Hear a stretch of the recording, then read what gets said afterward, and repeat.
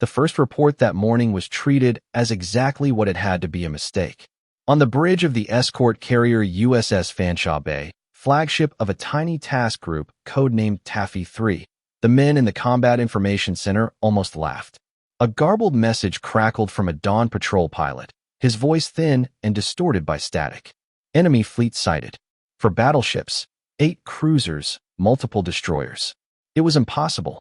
A rookie pilot, spooked by the sunrise glinting off the waves, was seeing ghosts. The standing order, the gospel truth of their entire operation, was clear: Admiral Halsey's mighty Third Fleet was handling the Japanese. The only ships that could possibly be in this sector, north of Leyte Gulf, were Halsey's. Rear Admiral Clifton Ziggy Sprague, commander of Taffy 3, felt a surge of professional annoyance. His job wasn't grand strategy, it was the nuts and bolts work of protecting vulnerable troop transports and providing air cover for the soldiers slogging through the mud on Leyte Island. This was a distraction he didn't need. He grabbed the radio handset, his voice tight: confirm. Identify. But then the contradictions began to pile up, small cracks in the foundation of their paper world. Another pilot, then a third, screamed the same report over the radio. The descriptions were too detailed for a mirage, too consistent for panic. They spoke of pagoda masts, the unmistakable, tiered superstructures of Imperial Japanese Navy capital ships. The calm in the CIC evaporated, replaced by a cold, electric hum of confusion. A frantic check was sent to Admiral Kincaid's 7th Fleet headquarters, Sprague's immediate superior. Are any of Halsey's ships operating in our vicinity? The reply came back, a death knell in crisp Morse code negative. The official explanation was dying. It was a slow, agonizing death, strangled by a flood of unbelievable facts. For a commander, this is the ultimate nightmare.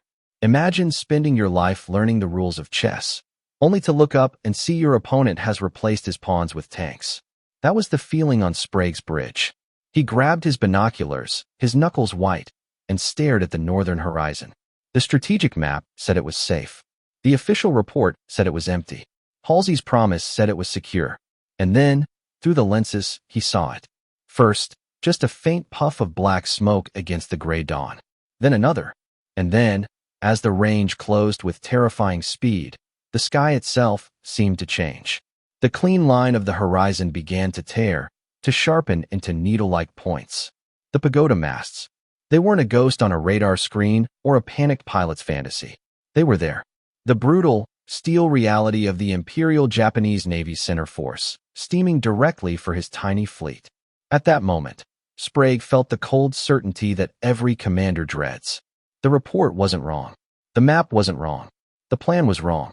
200 miles north of this dawning nightmare, aboard the battleship USS New Jersey, the flagship of the mighty Third Fleet, that same plan was considered a work of art. The official reality was one of supreme confidence.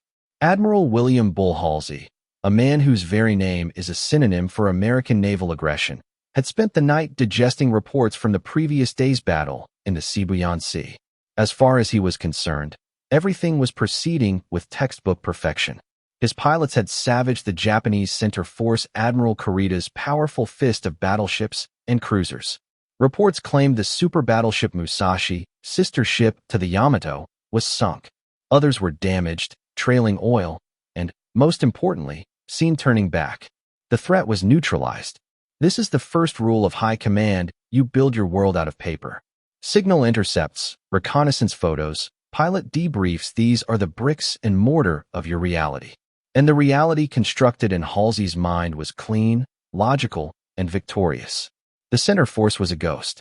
The real prize, the last of the Imperial Japanese Navy's aircraft carriers, had been spotted far to the north. A wounded, tempting target. For an aggressive carrier admiral like Halsey, this was not a choice, it was an obligation. He had turned his entire fleet, all 64 ships of Task Force 38, the most powerful naval armada in human history, and was steaming north at flank speed for the kill.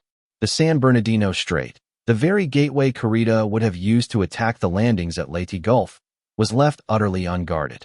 Because, on paper, there was nothing left to guard it from. The file was closed.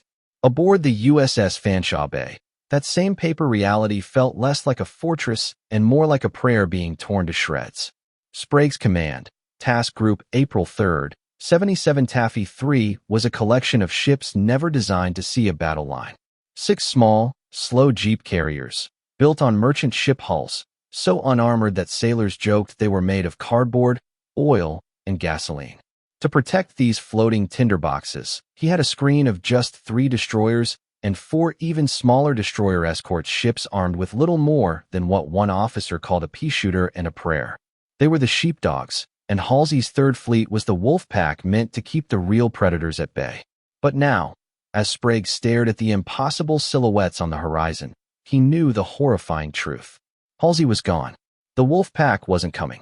And he and his sheepdogs were standing alone in a field full of tigers. The strategic stakes of this moment cannot be overstated. This wasn't just about the survival of Taffy 3. This was about the survival of the entire American invasion of the Philippines. Imagine the Pacific War as a vast, complex machine. The gears and pistons are the armies, the navies, the air forces. But the entire machine runs on one critical fluid: logistics. Fuel, ammunition, food, medicine. The beating heart of this particular machine was the gargantuan, soft-bellied flotilla of transport ships and landing craft sitting at anchor in Leyte Gulf. Hundreds of them, packed with over 200,000 men and mountains of supplies. They were the entire reason for the battle, the strategic center of gravity for the largest amphibious operation of the war. And Taffy 3 was the only thing standing between them and annihilation. To understand the sheer insanity of the situation, we need a quick War College briefing on naval power. Think of it like a boxing match. Halsey's Third Fleet, with its fast fleet carriers and mighty battleships, was the heavyweight champion. Its fists were squadrons of Hellcat fighters and Helldiver bombers, capable of striking from over 200 miles away. Clifton Sprague's Taffy 3, on the other hand, was a featherweight. His escort carriers were slow, unarmored, and carried a handful of planes designed for strafing ground targets, not sinking battleships. His escorts, the destroyers and destroyer escorts, were welterweights at best, armed with 5-inch guns that were hopelessly outmatched. Now, imagine that featherweight fighter looking across the ring. His opponent is not another featherweight. It is the Imperial Japanese Navy's center force, led by Admiral Takeo Kurita. This is not just a heavyweight, it's a titan. For battleships, including the largest battleship ever built, the Yamato, with its colossal 18.1-inch guns. 6 heavy cruisers, 2 light cruisers, 11 destroyers. The guns of the Yamato alone could hurl armor-piercing shells weighing as much as a small car over a distance of 26 miles further than the entire visual horizon. Kurita's force was a moving fortress of steel and high explosives, a sledgehammer designed for one purpose: to smash enemy fleets in a decisive surface engagement. And the only thing in its path was Sprague's tiny screen of ships, a pane of glass. The fog of war had, in this moment, become a perfect and fatal storm. For Kurita, it was a miracle. He had been battered, bloodied, and forced to turn back in the Sibuyan Sea. But Halsey, convinced he was defeated, had taken the bait of the northern decoy force and steamed away, leaving the most important door in the Pacific wide open. Kurita had reversed course during the night, slipped through the unguarded San Bernardino Strait, and emerged at dawn to find not the American battle line he expected, but the soft, undefended underbelly of the entire invasion. For Sprague, it was the apocalypse. There was no plan for this. No doctrine. No contingency. In the manuals taught at Annapolis, a situation like this was listed under a simple heading: annihilation. The logical military decision was to scatter, to run, to save what you could. But behind him lay Leyte Gulf. Behind him lay the artery of the entire Pacific campaign. On the bridge of the Fanshawe Bay, the unreality of it all gave way to a cold, hard clarity. This was no longer a naval engagement, it was a suicide mission. The ticking clock wasn't about victory, it was about survival, measured in minutes. Every minute his ships could stay afloat, every minute they could distract and delay Kurita's behemoths, was another minute bought for the men on the beaches and the ships in the Gulf. It was a minute for a miracle, a minute for Halsey to realize his catastrophic mistake and turn around. The strategic danger wasn't just a threat to a flank, it was a dagger pointed at the heart of MacArthur's triumphant return to the Philippines. If Kurita broke through, the landings would become a slaughterhouse, potentially setting the entire Pacific War back by months, or even years, at the cost of tens of thousands of lives. Sprague looked at the enemy ships on the horizon, their massive superstructures growing larger with each passing second. He knew his history. He knew the warrior code of the samurai and the Imperial Navy's obsession with the decisive battle. He knew they would not stop. He picked up the TBS radio handset to talk between ships system. The entire task group was listening, every captain on every bridge waiting for the order that would seal their fate. There was no tremor in his voice. There was only ice. All Taffy 3 ships, he broadcast, the words cutting through the static like shards of glass. Turn to course 090. Launch aircraft. We are engaging the enemy. It wasn't an order. It was a death sentence. And it was the first shot in a battle that had no right to happen. The flight deck of the USS St. Lo was a scene from a madman's opera. Klaxons screamed, tearing at the dawn air. Young men, barely out of their teens, scrambled across the steel deck, wrestling with bombs and torpedoes. There was no time for proper procedure, no time for checklists. The orders bellowed over the loudspeakers were simple and brutal: get them in the air. Get them in the air now. Pilots were sprinting to their planes, some still pulling on their flight gear, getting briefings that consisted of a single, desperate point at the horizon. Enemy fleet. Stop them. Imagine being one of those pilots. You were trained to support troops on the ground, to hunt for submarines. Your Avenger torpedo bomber might be armed with general-purpose bombs meant for a jungle encampment, or maybe just rockets. Some planes were launched with nothing but the bullets in their machine guns. You are being asked to fly this flimsy canvas and steel machine into the teeth of the heaviest anti-aircraft fire the world has ever seen, to attack the largest battleship ever built. It was a mission with no reasonable expectation of success or survival. Yet, one by one, they roared down the short flight decks, climbing into the sky like a swarm of angry wasps rising to face a pack of bears. This organized chaos was the first part of Sprague's desperate, improvised plan. He was turning his carriers east, making for the cover of a passing rain squall that hung on the horizon like a dark curtain, a possible gift from God. As the carriers ran, the 7 tiny ships of his screen, the destroyers Hull, Heermann, and the legendary USS Johnston, along with 4 even smaller destroyer escorts, began to belch thick black smoke, trying to lay a protective cloak between the fragile carriers and the hunters. And then the hunting began. 20 miles out, the battleship Yamato turned its broadside. There was a flicker of orange light along its hull, a flash so huge it seemed like the sun was rising in the wrong place. For a few agonizing seconds, there was silence as the shells, each weighing 3,200 pounds, traveled across the miles. Then the ocean erupted. Geysers of water, hundreds of feet high, shot into the air around the American ships. But these were not white plumes of spray. They were lurid, obscene colors: bright pink, fluorescent green, garish yellow. This was the first clue the men of Taffy 3 had to the sheer professionalism and power of the force that was about to exterminate them. It was a war college lesson delivered in blood and water. Each Japanese battleship used a specific colored dye in its shells. When the salvos landed, spotters in the high pagoda masts could instantly tell which splashes belonged to their ship, allowing them to adjust their aim with terrifying speed and accuracy. The Americans weren't just being shot at, they were being systematically, scientifically bracketed for annihilation. A green splash fell just short of the carrier white planes. A yellow one landed just beyond. The colored geysers were a message, a scientific countdown to annihilation. The only question left was which ship would be the first to be erased. The official doctrine, the logical move, was for the escort screen to stay with the carriers, to continue laying smoke and firing their small guns in a futile gesture of defiance as they were all sunk together. But logic had no place here anymore. Aboard the destroyer USS Johnston, Commander Ernest Evans, a man of Cherokee ancestry and pure, unrefined fighting spirit, saw the colored geysers walking toward the carriers. He had not been given a specific order. He didn't need one. He was a destroyer captain. His ship was a weapon, and his job was to attack. Without consulting Sprague, without a moment's hesitation, Evans gave the order that would define the battle off Samar. All engines ahead, flank. Left full rudder. The Johnston, a tiny 2,100-ton Fletcher-class destroyer, swung out of the smoke screen, and turned toward the enemy. Alone, she began to accelerate, her bow cutting a clean white wake in the water, steaming directly at a line of cruisers and battleships that displaced, in total, more than 200,000 tons. The radio crackled with a stunned voice from another ship. "Johnston, what are you doing?" Evans picked up his own microphone, his voice a low growl of righteous fury. "Commencing torpedo run."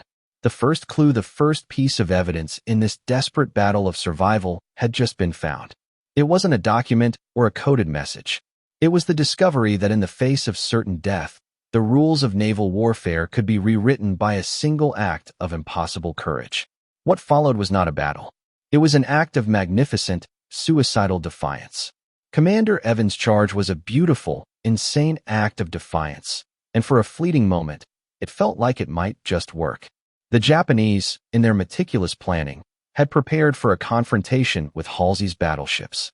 They had plotted firing solutions and drilled for a clash of titans. They had not, in any of their intricate war games, planned for a gnat to fly directly into their eye. The sight of the lone, charging destroyer threw the lead Japanese squadron into momentary confusion. Their gunnery officers, trained to engage targets at extreme range, were suddenly faced with a tiny, fast-moving ship closing the distance with suicidal speed. It was like a master swordsman being charged by a wild man with a broken bottle. The Johnston raced across the water, weaving under the cathedral-like arcs of the heavy cruiser shells. Evans was a master of his craft. He watched the flash of the enemy guns on the horizon and would immediately order a hard turn, causing the Johnston to heel over, dodging salvos that would have vaporized it. For 10 minutes, he played this deadly game, closing the range until he was just 10 miles out point-blank range for naval guns, but the maximum effective range for his torpedoes. "Fire torpedoes," he roared. 10 fish slid into the water, churning a straight white line towards the heavy cruiser Yamato. The charge seemed to have paid off. 2 of the torpedoes struck home, blowing the bow completely off the Yamato. The cruiser, which moments before had been a symbol of invincible power, was crippled, knocked out of the fight, and forced to withdraw. The Johnston, in a single audacious stroke, had drawn first blood against a vastly superior foe. A cheer went up from the men on her decks. But this is where the cold, brutal genius of the enemy and the unforgiving laws of physics reasserted themselves. The hope of that first successful attack was a dead end, a false dawn. As the Johnston turned away, its heroic task complete, the Japanese response was swift and overwhelming. The confusion vanished, replaced by a focused, methodical rage. Multiple ships, from battleships to light cruisers, targeted the impertinent little destroyer. The sky, which had been filled with lazy, arching salvos, now became a hailstorm of high-explosive steel. 3 14-inch shells from the battleship Congo struck the Johnston almost simultaneously. The force of the impact was indescribable. It was less a sound and more a physical event, a sudden, violent rearrangement of the universe. The ship shuddered as if struck by a meteor. One shell punched through the deck and into the aft engine room, cutting the ship's speed in half and knocking out half its electrical power. Another shell from a cruiser obliterated the bridge. The blast ripped through the steel, killing several men instantly. Shrapnel tore through Commander Evans, ripping off 2 of his fingers and mangling his chest and face. He was thrown to the deck, his shirt burned from his body. For a moment, the ship was rudderless, leaderless, a crippled, smoking wreck. The enemy, seeing the destroyer falter, began to tighten the net, their guns now dialed in with perfect accuracy. This was the moment the attack should have ended. The Johnston had done its part, landed a stunning blow, and was now paying the inevitable price. The logical, human thing to do was to try and disengage, to save the crew. But Ernest Evans was not thinking logically. He was not thinking of survival. Bleeding, barely conscious, he staggered to his feet. With the bridge destroyed, he stumbled to the aft steering station in open-air position at the stern of the ship and took direct control of the rudder, shouting commands through an open hatch to the men below. His promising charge had led to this. His ship was a wreck. His speed was gone. His men were dying. He was no longer the hunter. He was the cornered prey. The enemy's genius wasn't in some brilliant tactical maneuver. It was in their overwhelming, crushing weight. It was in the simple, brutal arithmetic of firepower. A single act of heroism, no matter how magnificent, could not change the fact that they were hopelessly, catastrophically outgunned. The Johnston was crippled, alone, and trapped, and the entire Japanese battle line was now turning to crush it. Just as the Johnston was being consumed by a hurricane of steel, something shifted. The dynamic of the battle, which had been a simple equation of predator and prey, suddenly became infinitely more complex. The breakthrough came not from a single source, but from a dozen acts of collective insanity, a spontaneous uprising of defiance across the entire task group.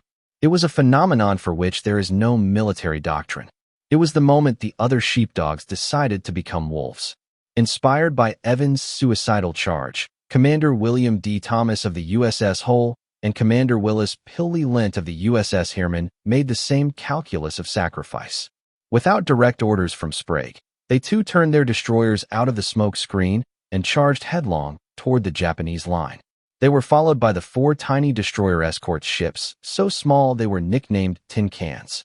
The USS Samuel B. Roberts, in particular, a vessel its own captain described as moving with the speed of a glacier, turned to engage Japanese heavy cruisers. It was a spectacle that beggared belief. The 7 ships of the escort screen, with a combined displacement less than that of a single Japanese battleship, were collectively charging the most powerful surface fleet on the planet. This is where the battle transcended tactics and entered the realm of legend. The pilots of Taffy 3, circling overhead, witnessed this mad charge and were infected by it. Many had already dropped their bombs or torpedoes. Standard procedure was to return to the carrier, rearm, and rejoin the fight. But there was no time.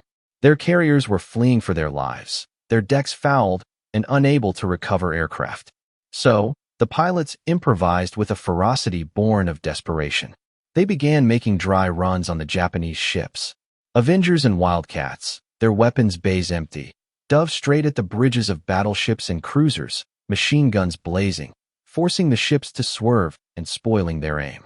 They would pull up at the last second, climb, and then dive again, and again, creating the illusion of a relentless, coordinated air attack where none existed. One pilot, Lieutenant Commander Edward J. Huxtable, flew so low over a cruiser's bridge that his men swore they could see the shocked faces of the Japanese officers. This sudden, multi-pronged, and utterly chaotic assault from the sea and the air was the breakthrough. It was an unconventional weapon, forged in the crucible of the moment. The Japanese commanders, particularly Admiral Kurita, were products of a rigid, hierarchical system. They were fighting a battle they had rehearsed 100 times in their minds, a stately, long-range gun duel against other capital ships. What they were facing now was something else entirely. It was a bar fight. It was anarchy. Destroyers appeared out of smoke screens to fire torpedoes at point-blank range. Planes with no bombs screamed at their bridges. The meticulous, color-coded pattern of their gunnery was being disrupted by a swarm of gnats that refused to die. The new path forward was revealed not on a strategic map, but in the heart of the chaos itself. Ziggy Sprague, from the bridge of the Fanshawe Bay, saw it happening. He realized his task group's only hope for survival was not to run, but to lean into the madness. He began to use the chaos as a weapon. He broadcasted orders in plain, uncoded English, knowing the Japanese were listening, creating a phantom narrative of reinforcements. "Tell the big boys to get on the proper frequency." He yelled into the radio, a desperate bluff to make Kurita think Halsey's fleet was just over the horizon. He directed his carriers to launch every plane they had, armed or not. "I don't care what you load them with," one of his officers famously said, "just get them airborne." The new strategy was simple. If you are a pane of glass facing a sledgehammer, you don't stand still. You shatter into 1,000 sharp, unpredictable pieces and try to cut the man holding the hammer. As the battle raged, a strange and terrible picture began to form in the minds of the men fighting it. The unfolding chaos was no longer just a series of desperate, disconnected actions. It was coalescing into a single, undeniable, and deeply uncomfortable truth. This wasn't supposed to be their fight. They were the screen, the picket fence. The real guardians, the titans of the Third Fleet under Admiral Halsey, were supposed to be the ones engaging Kurita's battleships. The fact that Taffy 3 was fighting for its life against the main body of the Japanese fleet meant only one thing: something had gone catastrophically, fundamentally wrong at the highest level of command. On the bridge of the Fanshawe Bay, Admiral Sprague was fighting two wars. One was the visceral, immediate battle against the shells raining down around him. The other was a battle against disbelief. He had been sending frantic, plain-language requests for help since the first contact. Enemy battleships and cruisers sighted. Firing on my carriers. The messages flew through the airwaves, desperate pleas for assistance. But the replies that came back, when they came at all, were filled with a horrifying confusion. There was a disconnect, a fatal gap between the reality he was living and the reality perceived by the rest of the American command structure. Admiral Kinkaid, commanding the 7th Fleet to which Sprague belonged, was also pleading for help, sending his own increasingly desperate messages to Halsey. But Halsey was hundreds of miles to the north, his radio antennas pointed away, his focus entirely on the decoy Japanese carriers. He had, in his own mind, already won the battle. Kurita was a ghost, a problem solved. When the first frantic messages from Taffy 3 were relayed to him, his staff dismissed them. It couldn't be the center force. It had to be a smaller, splinter group. The reports were exaggerated. It was hysteria from the commander of a Jeep carrier task force, a man not accustomed to the pressures of a real naval battle. This is the most dangerous form of the fog of war, not a lack of information, but a surplus of it, filtered through the distorting lens of preconceived certainty. Halsey's plan was built on the assumption that Kurita was defeated and retreating. Every piece of information that contradicted that core assumption was initially rejected as flawed. The uncomfortable truth was that the entire command structure of the U.S. Navy in the Pacific had been fractured. There were supposed to be two fleets, Halsey's 3rd and Kinkaid's 7th, operating in concert. But in a colossal and still debated oversight, no one was given supreme command. They were two separate entities, with a gaping seam running right through the San Bernardino Strait. Halsey believed Kinkaid was watching the strait. Kinkaid assumed Halsey was. In reality, no one was. The men of Taffy 3 were dying in that seam. They were being sacrificed on the altar of a fatal assumption. The USS Gambier Bay, one of the escort carriers, was being systematically pounded into scrap by a Japanese cruiser. The USS Samuel B. Roberts, after fighting like a battleship, was hit, lost power, and began to sink. The destroyer Hull, which had charged alongside the Johnston, was a burning, helpless wreck.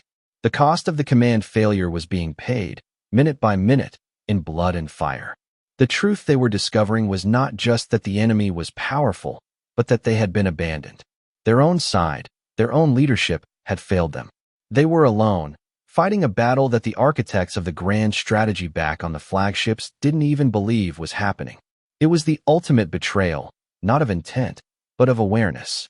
And it made their fight not just a battle for survival, but a bitter, lonely last stand against a truth too terrible for high command to accept.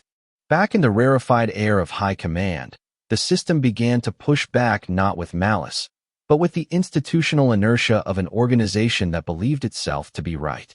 Aboard the USS New Jersey, Admiral Halsey's staff was operating in a world completely divorced from the hellscape off Samar. Their maps showed victory.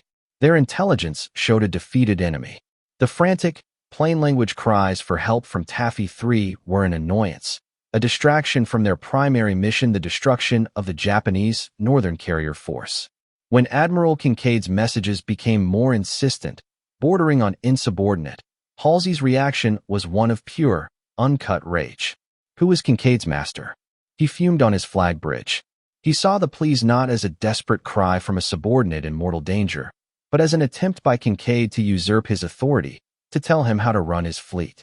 The official story that Kurita was a non-threat was so deeply entrenched that it created a form of cognitive dissonance.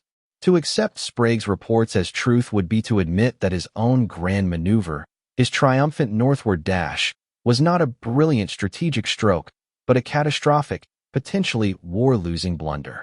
And for a man with an ego as famously colossal as Bull Halsey's, that admission was simply impossible. The system, embodied by Halsey and his staff, began to rationalize. The signals must be enemy deception.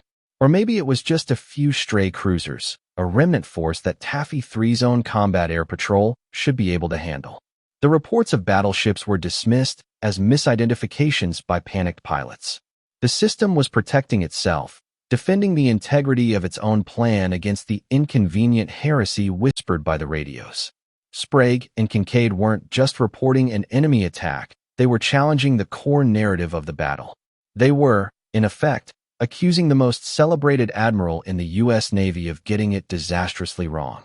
The definitive moment of the system pushing back came in response to a desperate plea from Kincaid, who reported he was now in a fight against battleships and requested Halsey detach his fast battleships and come to his aid. Halsey, convinced it was an overreaction, refused. He sent back a message that effectively told Kincaid he was on his own. He was holding his course, continuing north. The investigation was over. The report was dismissed. The order was, in no uncertain terms, to stand down and stop bothering him.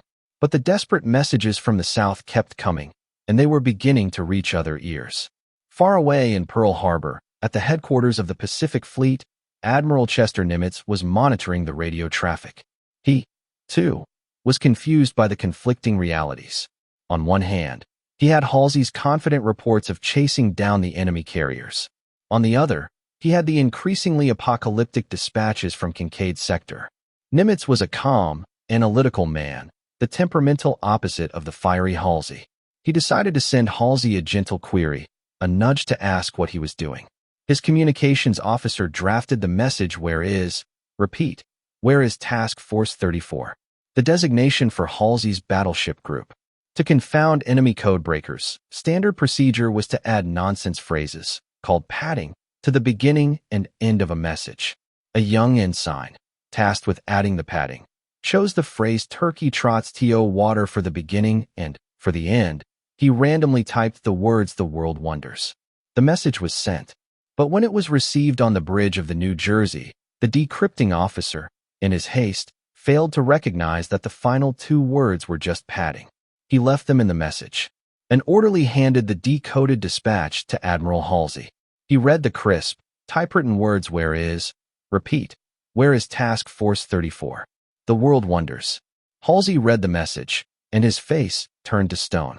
He believed Admiral Nimitz himself, his superior, was not just questioning him, but sarcastically, brutally rebuking him in front of his entire staff and, seemingly, the entire world. The fury that had been simmering all morning erupted. He ripped his cap from his head, slammed it onto the deck, and began screaming obscenities. The system hadn't just pushed back, it had been slapped in the face. But it would be another hour, an hour of pure, unadulterated hell for the men of Taffy 3 before Halsey's pride would allow him to accept the truth and finally, reluctantly, turn his fleet around. This was the lowest point. For the men of Taffy 3, the hour of Halsey's fury was an eternity measured in shell splashes and sinking ships. The system had not just ignored them, it had judged them, found their reality wanting, and condemned them to die. The radio, once a lifeline of hope, had fallen silent. There were no more promises of help, no more queries from distant flagships. There was only the roar of guns, the shriek of diving planes, and the groaning of tortured steel. They were utterly, irrevocably alone. The USS Johnston, the ship that had started it all, was now a floating coffin. Commander Ernest Evans, still at the helm, bleeding from dozens of wounds, had somehow managed to steer his crippled destroyer back into the fight. Seeing the escort carrier Gamber Bay being pounded into submission, Evans ordered the Johnston to attack the cruisers that were shelling it, a defiant act of interposition. The Johnston's few remaining guns fired until they ran out of ammunition. When the shells were gone, the gun crews switched to firing star shells, useless illumination rounds, directly at the bridges of the Japanese ships, a final, symbolic act of contempt. But contempt was not a shield. Surrounded and motionless, the Johnston was savaged by a swarm of Japanese destroyers. Shells tore through her hull at point-blank range, turning her interior into a slaughterhouse. At 9:45 a.m., after nearly 3 hours of impossible combat, the order was given to abandon ship. The great ship, riddled with holes, began to list heavily. As the survivors struggled in the water, they watched a Japanese destroyer pass close by. They braced themselves for the final indignity of being machine-gunned in their life jackets. Instead, they saw the Japanese captain standing on his bridge. He looked down at the wreckage of the Johnston and the men in the water. Then, slowly, He brought his hand up in a salute. It was a warrior's farewell to a worthy and now defeated foe. Commander Ernest Evans was never seen again. He went down with his ship, one of 186 of his crew who were lost. Nearby, the destroyer escort USS Samuel B. Roberts was fighting her own final battle. She had charged a line of heavy cruisers, firing her tiny guns and launching her 3 torpedoes. She had scored a hit on the cruiser Chokai, crippling it. But in return, she had absorbed a battleship shell that tore a 40-foot hole in her side. Dead in the water, burning fiercely, she continued to fire her aft gun until the very moment her stern slipped beneath the waves. Aboard the carrier USS St. Lo, the crew felt a flicker of hope. The Japanese salvos had stopped. The enemy ships, unbelievably, were turning away. The battle, it seemed, was over. They had survived. Men began to stand up from their crouched positions, relief washing over them. And then, from out of the sky, came a new kind of terror. The first kamikazes. A Japanese Zero, its pilot intent on martyrdom, dove straight at the St. Lo. It slammed into her flight deck, its bomb penetrating deep into the ship. A series of catastrophic secondary explosions tore the carrier apart from the inside out. Within 30 minutes, the St. Lo capsized and sank, taking 143 of her men with her. It was the final, cruel twist of the knife. The price of truth, the price of Halsey's mistake and Kurita's surprise attack was now being tallied in the cold, hard currency of war-sunken ships and dead men. By 10:00 a.m., the sea off Samar was a vast field of debris, oil slicks, and struggling survivors. 2 escort carriers, 2 destroyers, and a destroyer escort were at the bottom of the ocean. Hundreds of men were dead or dying. The protagonists of this impossible fight, Evans, Carr of the Samuel B. Roberts, and countless others had been silenced. Their desperate warnings had been ignored, and the disaster they had fought so ferociously to prevent had come to pass. Taffy 3 was not just defeated, it was shattered. The path to Leyte Gulf was now, for all intents and purposes, wide open. The great Japanese sledgehammer, though battered and bloodied by the gnats, had broken through. The ultimate catastrophe was now irrevocably in motion. The unfolding catastrophe, however, took a turn that no one, on either side, could have predicted. On the bridge of his flagship, the super battleship Yamato, Admiral Takeo Kurita was staring at the tactical plot, trying to make sense of the carnage he had just witnessed. From his perspective, the morning had been a chaotic, brutal, and deeply confusing success. He had brushed aside the American screen. He had sunk at least 2, possibly more, of their small carriers. The path to Leyte Gulf, his ultimate objective, lay before him, clear and undefended. His prize, the American transport fleet, was just a few hours' sail away. Victory, the decisive blow that could change the course of the entire war, was within his grasp. And yet, he hesitated. The cost of his breakthrough had been unexpectedly high. The suicidal charges of the American destroyers had crippled 3 of his heavy cruisers.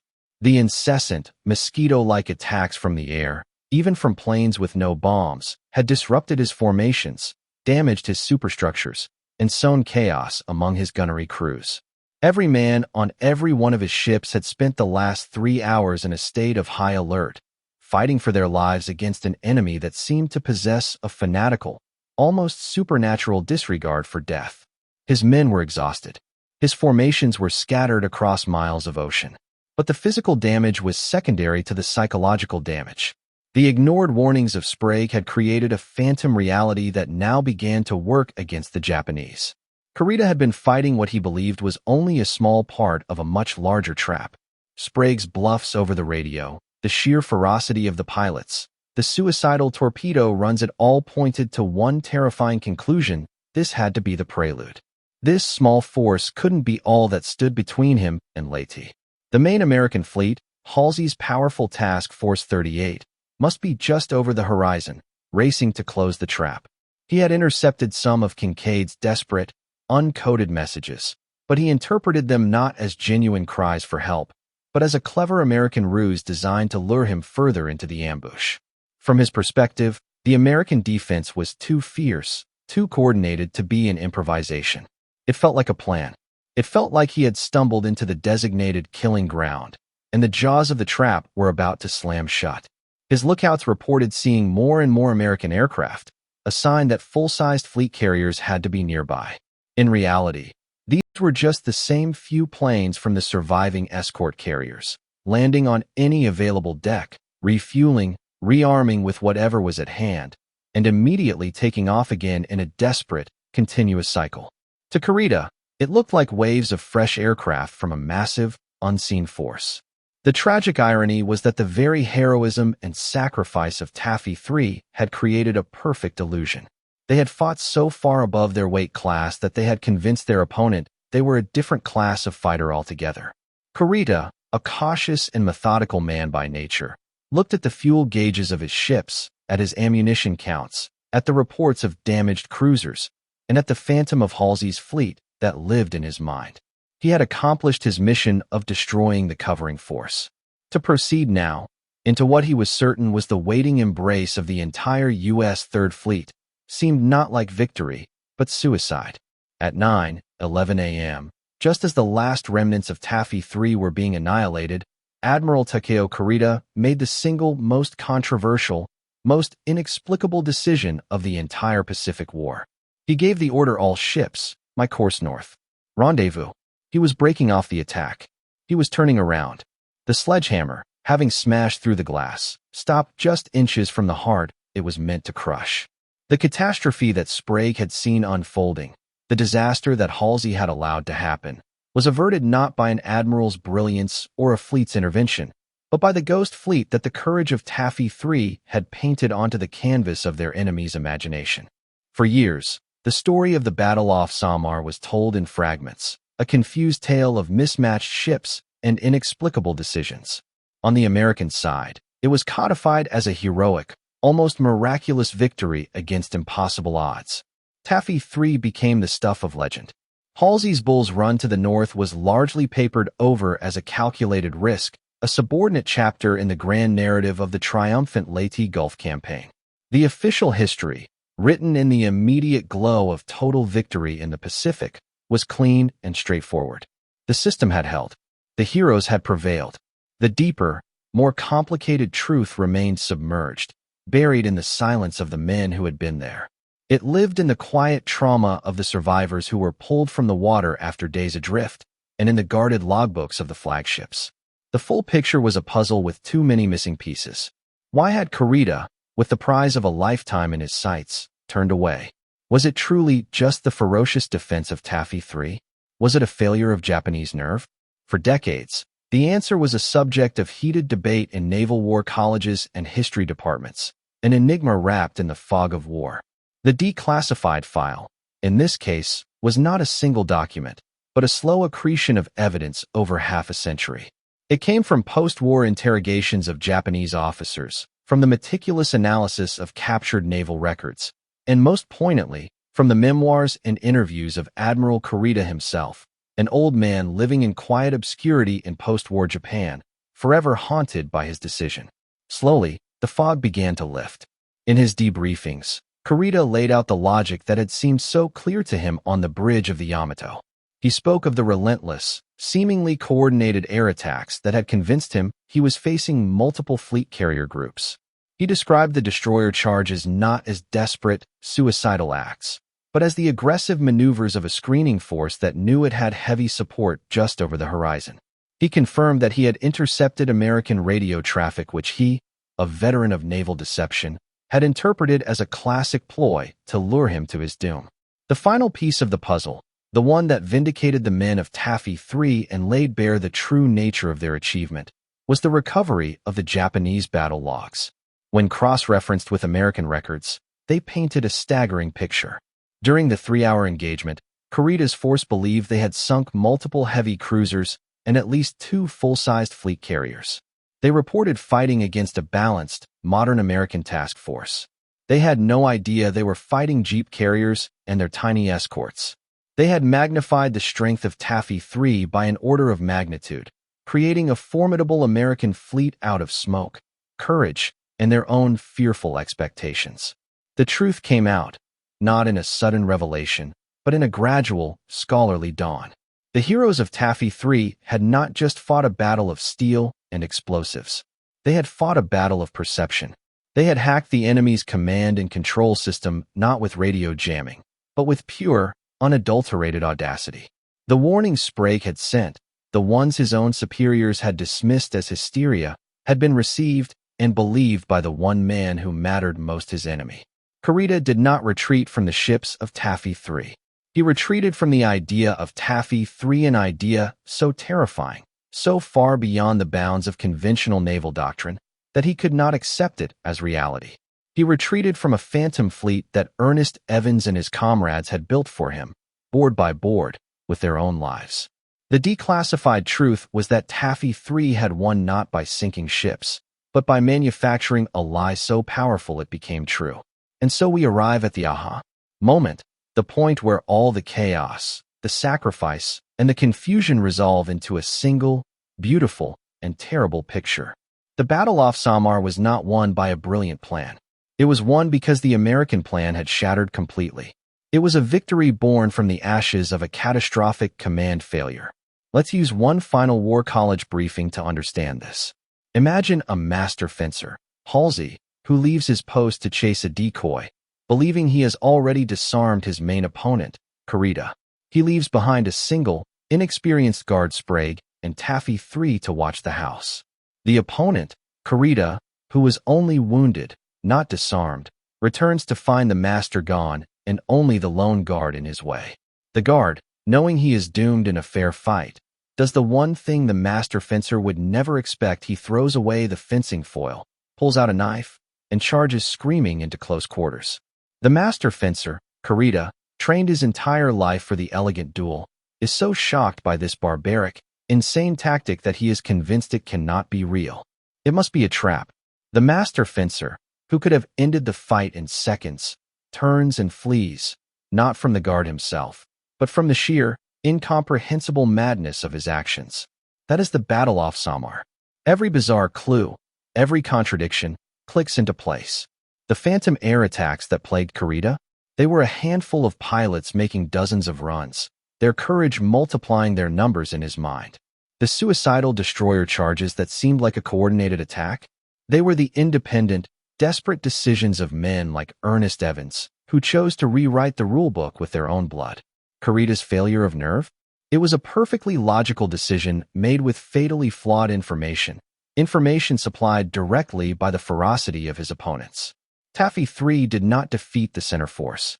They convinced the center force to defeat itself. They won the war of the imagination. The echoes of this battle are profound. It stands as the ultimate testament to the collision between the plan on paper and the reality of combat. Halsey's plan was strategically sound, based on the best intelligence he had, but it was brittle. It couldn't account for the resilience of the enemy or the vast gap in communication between his fleet and Kincaid's. The battle serves as a brutal lesson on the danger of assumption in warfare, a lesson written in the wreckage of 5 American ships. But more than that, its legacy is a deeply human one. It reminds us that history is not just a sequence of grand strategies and movements of fleets on a map. It is forged in the crucible of individual human choice. It is the story of Ernest Evans turning his ship toward the guns, of pilots flying empty planes into a wall of flak, of Ziggy Sprague holding his nerve when all logic screamed for flight. These were men who were abandoned by the plan, forsaken by the system, and left for dead by the grand strategists. And in that moment of ultimate abandonment, they discovered a strength that no plan could have ever anticipated. They discovered that when the map is a lie and the rules no longer apply, the only thing you have left is the courage of the man standing next to you. The battle off Samar is not a story about how a plan succeeded. It's a story about how human spirit endures when a plan fails. It leaves us with a question that echoes through history when the plans of great men fail and the system abandons you. What are you truly capable of?